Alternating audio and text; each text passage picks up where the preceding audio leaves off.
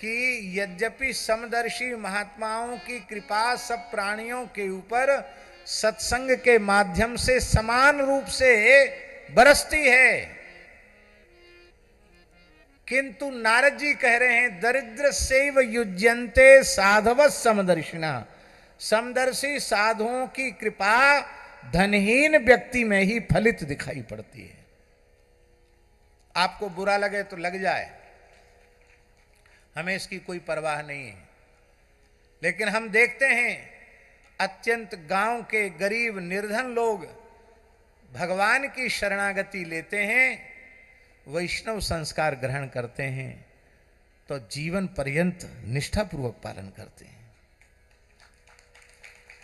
और बड़े अधिकारी, ऑफिसर, सेठ, साहूकार, अमीर कंठी तो ले लेते हैं, कितनों के गले में कंठी नहीं है, मस्तक पर तिलक नहीं है।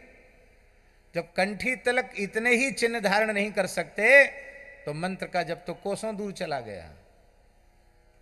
कान खोलकर सुन लो, वैष्णवी संस्कार ग्रहण करने के बाद किसी विशेष अपरिहार्य परिस्थिति में पड़ करके यदि 3 दिन से ज्यादा आपने अपना नित्य नियम छोड़ दिया तो वह इष्ट के प्रति, मंत्र के प्रति, गुरु के प्रति अपराधी हो जाता है और पुनः संस्कार मरहति, उसका पुनः संस्कार होना चाहिए।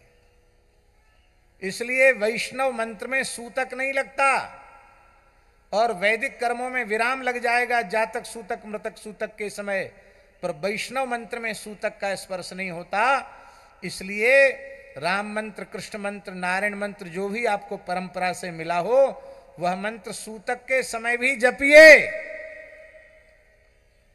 कोई ये लिख करके नहीं दे सकता है कि सूतक के समय नहीं मरोगे। सूतक में ही मौत आ गई तब क्या करोगे? जातक सूतक मृतक सूतक में ही मर गए तब क्या करोगे? मंत्र का जप नित्य अपने इष्ट से संबंध है, श्रद्धा पूर्वक मंत्र का जप। हम देखते हैं गरीबों को सत्संग का लाभ ज्यादा होता है। महाराज जी हम आपको क्या कहें, कई वर्ष हो गए वहां गए नहीं, कभी फिर से जाने की इच्छा है।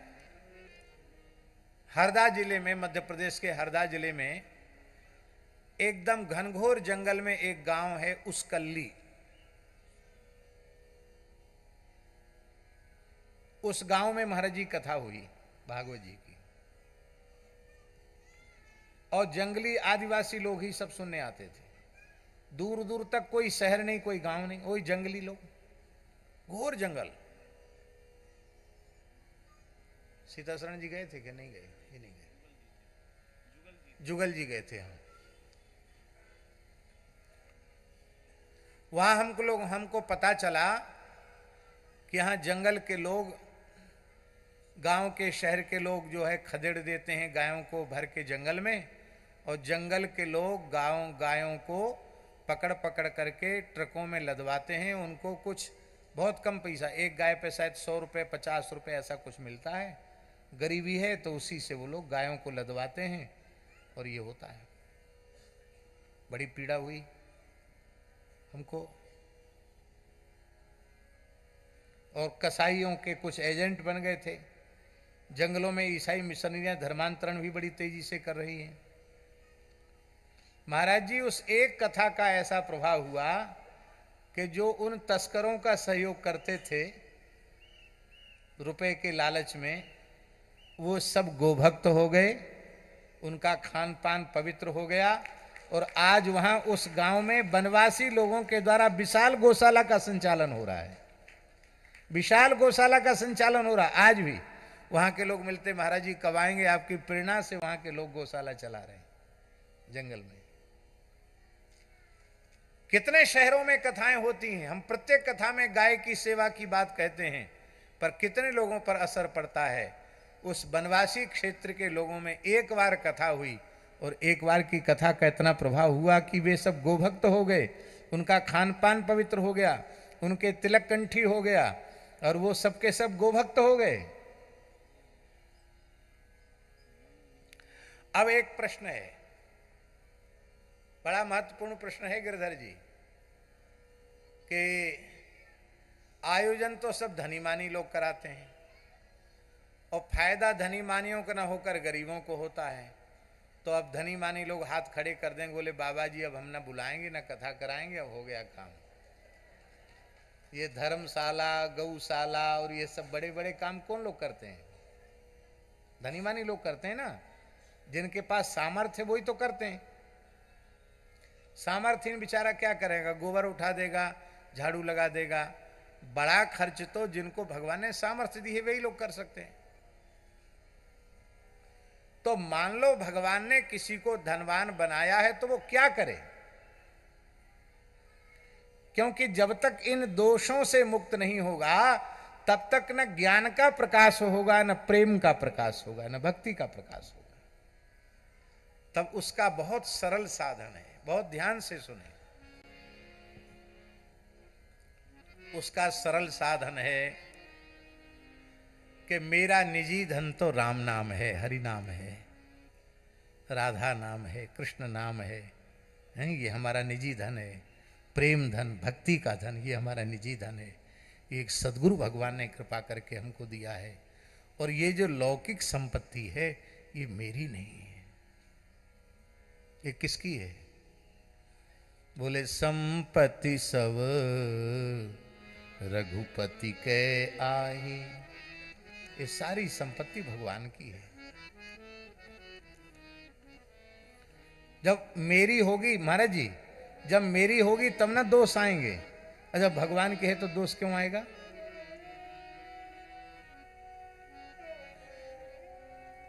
धन की संपत्ति के अधिष्ठात्री भगवती महालक्ष्मी है।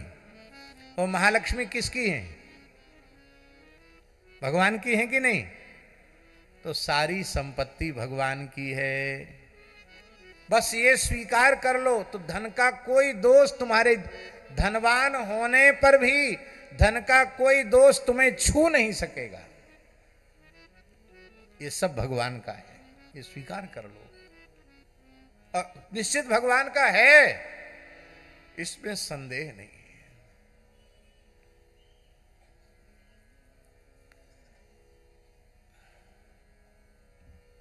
हमने 1000 रुपए गिरधर जी को दिया। अब गिरधर जी अच्छी प्रकार से समझते हैं कि ये महाराज ने हमको दिया है, ये महाराज का है, मेरा नहीं है, मुझे व्यवस्था करने के लिए, रखने के लिए दिया है, जो भी हो। तो आप मनमाने तरीके से उसका खर्च करेंगे? भाई हमारे पास जेब नहीं है और श्री गौरी शंकर दास जी के पास जेब है, तो हमने आपको दे दिया। अब आपको पता है कि ये तो महाराज जी का है, जहां महाराज जी इशारा करेंगे वहां निकाल के देना पड़ेगा। कि आप उसका दुरुपयोग करिएगा? दुरुपयोग तो नहीं करेंगे। हाँ, तब दुरुपयोग करेंगे जब ये समझेंगे मेरा है, मैं जैसे चाहूं वैसे खर्च करूं। जब मेरा है ही नहीं, भगवान का है, तो चाहे जैसे खर्च में कैसे कर सकता हूं? फिर जो नहीं खाना चाहिए वो खाने में खर्च नहीं होगा, जो नहीं पीना चाहिए वो पीने में खर्च नहीं होगा, जो नहीं करना चाहिए वह करने में खर्च नहीं होगा, जहां नहीं जाना चाहिए वहां जाने में खर्च नहीं होगा। सारा धन पवित्र हो जाएगा, उसका पवित्र विनियोग हो जाएगा। यह केवल भगवान की सेवा, गौ ब्राह्मण और संतों की सेवा के लिए, दीन दुखियों की सेवा के लिए भगवान ने हमको दिया है। ये बात मन में आते ही धन रहने पर भी धन का दोष स्पर्श नहीं करेगा। बस मान लो ये सब भगवान का है। सब जानकी नाथ जी का है, सब गोपी नाथ जी का है, सब हनुमान जी का है। सब मान लो, आप जिसको भी मानते हो उसको मान लो, उनका है। हमको केवल व्यवस्था सौंपी गई है। हम एक पैसा भी दुरुपयोग करेंगे तो भगवान के सामने हमको जवाब देना पड़ेगा, इसको तुमने कैसे नष्ट किया। अब महाराज जी केवल रुपया नहीं, कोई भी वस्तु सब भगवान की है, तो उसके सर्वोत्तम उपयोग का तो हमें अधिकार है, पर उसके दुरुपयोग का अधिकार हमको नहीं है।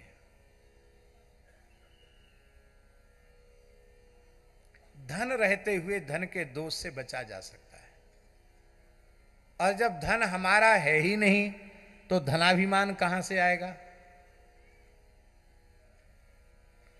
भाई धन अपना मानोगे तब ना धनाभिमान आएगा। और धन भगवान का है, संपत्ति सब रघुपति की आई, तो धनाभिमान दूसरा दोष भी खत्म हो जाएगा। क्या ध्रुव जी प्रहलाद जी में धनाभिमान था? क्या अम्बरीश जी में धनाभिमान था? राजा हैं, राजा हुए, चक्रवर्ती राजा हुए, कहां धनाभिमान हुआ उनको? क्योंकि मानते हैं धन भगवान का है। अब तीसरी बात क्या रही? धन की तृष्णा। जब धन हमारा है ही नहीं तो उसकी तृष्णा कहां से आ गई? हां, आएगी जरूर तृष्णा। कौन से धन की? शेष भगवान, शेष जी को जानते हैं ना आप लोग? नहीं जानते हैं? 1000 फण वाले शेष नाग जी, भगवान संकर्षण शेष जी, बड़े भारी लोभी लालची हैं। बहुत तृष्णा है उनके भीतर। किस चीज की तृष्णा है? नाम जप की तृष्णा है। वो अपने 1000 मुखों से 2000 जिह्वाओं से निरंतर हरिनाम लेते रहते हैं। निरंतर 24 घंटे लेते हैं नाम। पलक गिरने में जो समय लगता उसके आधे क्षण के लिए भी, निमिषार्ध के लिए भी विराम नहीं देते, निरंतर नाम जपते रहते हैं। 1000 मुखों से 2000 जिह्वाओं से। और जैसे लालची व्यक्ति मिठाई देखता है तो उसके मुहड़े में पानी आ जाता है मिठाई देख करके, ऐसे ही नाम का स्वाद उनके मुंह में आने लग जाता है। उनके मुंह में लार बनने लग जाती है और वो लार टपकने लग जाती है। तो टपकती हुई लार को शेष जी अपने समेटते नहीं हैं। वो कहते हैं कि जब तक हम अपनी जीभ से लार समेटेंगे तब तक नाम का एक अक्षर छूट जाएगा। तो इतना बड़ा घाटा मैं कैसे सह पाऊंगा? इसलिए लार बहती है तो बहने दो, आधे नाम के भी हानि हो जाए, इस लोभ का वे संवरण नहीं कर सकते, इस लोभ का त्याग नहीं कर सकते। और महाराज जी, नाग के मुख में क्या होता है? अमृत होता है कि जहर? क्या होता है? विष होता है। और जब महाप्रलय का काल आता है तो शेष भगवान ऐसे एक फुफकार मारते हैं और पूरा ब्रह्मांड एक क्षण में अयोग गोलक के समान दग्ध हो जाता है। जैसे लोहे के गोले को धधकती आग में डाल दो, थोड़ी देर में वो एकदम लाल अंगार बन जाता है, सारा ब्रह्मांड अंगार हो जाता है। इतनी है विषद ज्वाला उनकी। पर जब वे नाम जपते जपते उनके अधर से लार टपकती है तो उससे एक अमृत का कुंड निर्मित हो जाता है। भागवत जी में लिखी है बातें, अमृत का कुंड निर्मित हो जाता है। उस शेष जी के अधरामृत का पान करते हैं नारद जी, सनकादिक भगवान, और पी पी करके नाम प्रेम में उन्मत्त हो करके हरि बोल हरि बोल हरि बोल हरि बोल हरि बोल हरि बोल कह के नाचने लग जाते हैं। विष भी अमृत हो जाता है। ये लोभ खूब बढ़े, संतोष ही ना हो। जितनी जब संख्या बढ़ती चली जाए उतना लोभ बढ़ता चला जाए, उतना अधिक लोभ बढ़ता चला जाए।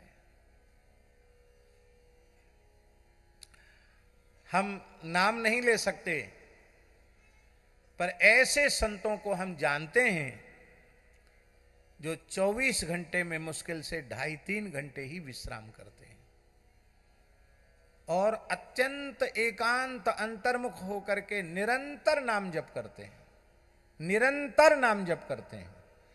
और जब गंभीर निद्रा में होते हैं उस समय भी उनका नाम चलता रहता है, लेकिन फिर भी रोते रहते हैं कि क्या करें, हमसे तो भजन ही नहीं हो रहा है।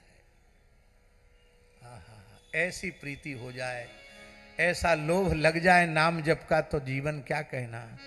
श्री नामाचार्य हरिदास ठाकुर 22 घंटे तक हरे कृष्ण कृष्ण कृष्ण हरे हरे, हरे राम राम राम हरे हरे 22 घंटे तक उच्चस्वर से कीर्तन करते हैं। मात्र 2 घंटे में खाना सोना पीना सारी शरीर की क्रिया 2 घंटे में कर लेते हैं। जगन्नाथपुरी में आज भी सिद्ध बकुल स्थान है जहां नामाचार्य श्री हरिदास ठाकुर भजन करते थे। आज भी महाराज जी वहां स्थान की ऊर्जा बड़ी अद्भुत है, बड़ी विलक्षण वहां की ऊर्जा है। जिनके देह त्याग के पश्चात महाप्रभु जी ने उनके शरीर को लेकर घंटों तक नृत्य किया और उनके भंडारे के लिए महाप्रभु जी ने अपना काशाय फैला करके भिक्षा मांग करके उनका भंडारा किया।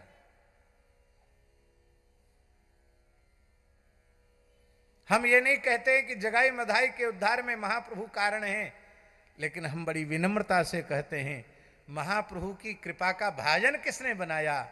नामाचार्य हरिदास ठाकुर की करुणा भरी दृष्टि न पड़ी होती, श्री नित्यानंद प्रभु की दृष्टि न पड़ी होती तो क्या वे पतिताधम जगाई मधाई गौर कृपा की प्राप्ति के अधिकारी बनते? नहीं बन सकते थे। ठाकुर की कृपा तो पीछे होती है, संत की कृपा पहले होती है। इसलिए मैं केवल भगवान का हूं और केवल भगवान मेरे हैं, ये बात हृदय से स्वीकार कर लो तो न धन का दोष, न धनाभिमान का दोष, न धन की तृष्णा का दोष नहीं रहेगा। फिर आपके भजन में कोई बाधा नहीं है। चाहे जितना कराल कलिकाल हो, भजन से विमुख, सत्संग से विमुख लोगों के लिए कलयुग है। जो नाम जप में लगे हैं, कथा कीर्तन में लगे हुए हैं, उन लोगों के लिए कलयुग नहीं है। जो नाम रूप लीला धाम से विमुख थे, भगवत भक्ति से शून्य थे, उनके लिए सतयुग त्रेता द्वापर में भी कलयुग था। और जो भजन में लगे हुए उनके लिए कलयुग में भी कलयुग नहीं।